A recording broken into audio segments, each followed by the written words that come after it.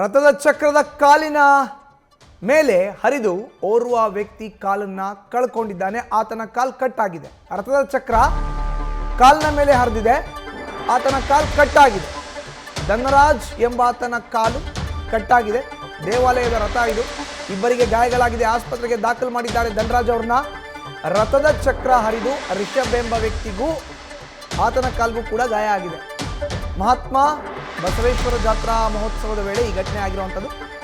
ಬೀದರ್ ಜಿಲ್ಲೆಯ ಬಸವ ಕಲ್ಯಾಣದ ತೇರ್ ಮೈದಾನದಲ್ಲಿ ನಡೆದಿದ್ದಂಥ ಜಾತ್ರೆ ಇದು. ಇಂದು ಬೆಳಗ್ಗೆ 6 ಗಂಟೆಗೆ ಆರಂಭವಾಗಿದ್ದಂಥ ಜಾತ್ರಾ ಮಹೋತ್ಸವ 3 ದಿನಗಳ ಕಾಲ ನಡೆದಿದ್ದಂತಹ ಬಸವೇಶ್ವರ ಜಾತ್ರಾ ಮಹೋತ್ಸವ ರಥೋತ್ಸವದಲ್ಲಿ ಸಾವಿರಾರು ಭಕ್ತರು ಭಾಗಿಯಾಗಿದ್ದರು. ಇದರಿಂದ ನೂಕುನುಗ್ಗಲು ಉಂಟಾಗಿತ್ತು. ರಥ ಎಳೆಯೋ ತರಂತ ವೇಳೆ ಚಕ್ರದ ಅಡಿ ಕಾಲು ಸಿಲುಕಿ 4 ವ್ಯಕ್ತಿಗಳಿಗೆ ಗಾಯ ಆಗಿದೆ.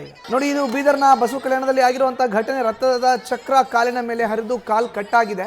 ಇವತ್ತು ಬೆಳಗ್ಗೆ 6 ಗಂಟೆ 20 ನಿಮಿಷಕ್ಕೆ ಆಗಿರುವಂಥ ಘಟನೆ ಇದು.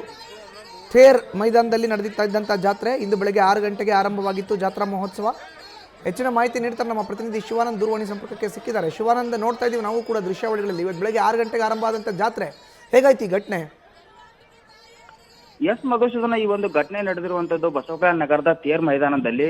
ಇಂದು ಬೆಳಿಗ್ಗೆ 6:20 ಗಂಟೆಗೆ ಒಂದು ರಥೋತ್ಸವ ಆರಂಭ ಆಗಿತ್ತು. ಏನು ಬಸವೇಶ್ವರ ಜಾತ್ರಾ ಮಹೋತ್ಸವ ನಿಮಿತ್ತ ಒಂದು ತೇರ್ ಮೈದಾನದಲ್ಲಿ ರಥೋತ್ಸವ ಕಾರ್ಯಕ್ರಮವನ್ನು ಇಂದು ಇಟ್ಕೊಂಡಿದ್ರು. ರಥೋತ್ಸವ ಅತಿ ವಿಜೃಂಭಣೆಯಿಂದ ಸಾಗ್ತಾ ಇತ್ತು. ಆದ್ರೆ ಆ ಭಕ್ತರ ಸಂಭ್ರಮದ ನಡುವೆ ಈ ಒಂದು ಭೀಕರ ಅವಘಡ ಸಂಭವಿಸಿರುವಂತದ್ದು. ರಥ ಸಾಗುತ್ತಿದ್ದಂತ ವೇಳೆ ಏನು ನಿಯಂತ್ರಣ ತಕ್ಕಂದ್ರೆ ರಥದ ಚಕ್ರದಡಿ 3 ಏನು ಸಿಲುಕಿದ್ದಾರೆ. ಆ ತರನ ರಕ್ಷಿಸುವಂತ ಕೆಲಸವನ್ನ ಸ್ಥಳದಲ್ಲಿದ್ದಂತ ಸಿಬ್ಬಂದಿಗಳು ಕೂಡ ಮಾಡಿದ್ರು.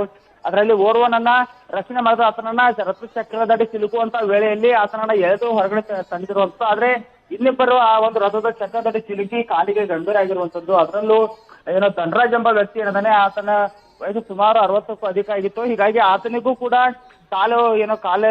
ಈಗಾಗಲೇ ಆತನ ಕಾಲು ಕಟ್ಟಾಗಿರುವಂತದ್ದು. ಜೊತೆಗೆ ಇನ್ನೋರ್ವ ರಿಷಬ್ ಎಂಬಾತ ಕೂಡ ಇದ್ದಂತೆ. ಆತನಿಗೂ ಕೂಡ ಪಾದದಡಿ ಏನೋ ರಥ ಚಕ್ರ ಹರಿದು ಹೋಗಿದ್ರಿಂದ ಆತನ ಪಾದ ಕೂಡ ಈಗ ಸಂಪೂರ್ಣ ನುಜ್ಜುಗುಜ್ಜಾಗಿರುವಂತದ್ದು. ಹೀಗಾಗಿ ಏನೋ ಗಂಭೀರ ಗಾಯಗೊಂಡಂತ ಏನು ಧನರಾಜ್ ಮತ್ತು ರಿಷಬ್ನನ್ನ ಈಗಾಗಲೇ ಆಸ್ಪತ್ರೆಗೆ ದಾಖಲಿಸಿ ಚಿಕಿತ್ಸೆಯನ್ನು ನೀಡಲಾಗ್ತಿದೆ. ಧನರಾಜನ ಕಾಲು ನೀರು ಕಟ್ಟಾಗಿದೆ. ಆತನನ್ನ ಕಲಬುರಗಿ ಒಂದು ಜಿಲ್ಲೆಗೆ ಆಸ್ಪತ್ರೆಗೆ ಕಳಿಸಿ ಆ ಒಂದು ಚಿಕಿತ್ಸೆಯನ್ನ ಮುಂದುವರಿಸಲಾಗಿದೆ. ಜೊತೆಗೆ ಇನ್ನೋರ್ವನನ್ನ ಕೂಡ ಬಸವಕಲ್ಯಾಣ ಸರ್ಕಾರಿ ಆಸ್ಪತ್ರೆಯಲ್ಲಿ ಚಿಕಿತ್ಸೆ ಕೂಡ ನೀಡ್ತಾ ಇದ್ದಾರೆ. ಇದ್ರ ಜೊತೆಗೆ ಈಗಾಗಲೇ ಒಂದು 3 ದಿನಗಳ ಕಾಲ ನಡೆದಂತ ಒಂದು ಜಾತ್ರೆಯ ಸಂದರ್ಭದಲ್ಲಿ ಇಂಥ ಒಂದು ಅವಘಡ ನಡೆದಿದ್ದು ಭಾರಿ ಏನು ಜನರಿಗೆ ಆತಂಕವನ್ನ ಮೂಡಿರುವಂತದ್ದು. ಆ ಒಂದು ಸ್ಥಳದಲ್ಲಿ ಮುನ್ನೆಚ್ಚರಿಕೆ ಕ್ರಮಗಳನ್ನ ಪಂಚ ಸದಸ್ಯರಾಗಿರ್ಬೋದು, ಜೊತೆಗೆ ಏನು ಆಡಳಿತ ಮಂಡಳಿ ಸದಸ್ಯರು ಮತ್ತೆ ಪೊಲೀಸರು ಮುನ್ನೆಚ್ಚರಿಕೆ ಕ್ರಮಗಳನ್ನ ತೆಗೆದುಕೊಂಡಿದ್ರ ಇಲ್ವಾ ಅನ್ನೋದನ್ನ ಕೂಡ ಈಗ ಗಂಭೀರವಾಗಿ ಚರ್ಚೆ ಆಗ್ತಾ ಇರುವಂತದ್ದು. ಯಾಕಂತಂದ್ರೆ ಅದು ಬಸವೇಶ್ವರ ಜಾತ್ರಾ ಮಹೋತ್ಸವ ಅಂದ್ರೆ ಅದ್ದೂರಿಯಾಗಿ ನಡೀತಾ ಇರುವಂತದ್ದು. ಸಹಸ್ರಾರು ಭಕ್ತರು ಮತ್ತೆ ಸಾವಿರಾರು ಸಂಖ್ಯೆಯಲ್ಲಿ ಭಕ್ತರು ಸೇರ್ತಾರೆ. ಆ ಒಂದು ಸ್ಥಳದಲ್ಲಿ ಮುನ್ನೆಚ್ಚರಿಕೆ ಕ್ರಮಗಳನ್ನ ತೆಗೆದುಕೊಳ್ಳಲು ವಿಫಲವಾಗಿತ್ತ ಆಡಳಿತ ಎನ್ನುವಂತ ಮಾತನ್ನು ಕೂಡ ಈಗ ಕೇಳಿ ಬರ್ತಾ ಇರುವಂತದ್ದು. ಮಧುಸೂದನ್, ಧನ್ಯವಾದ ಶಿವಾನಂದ್ ನಿಮ್ಮ ಮಾಹಿತಿಗೆ.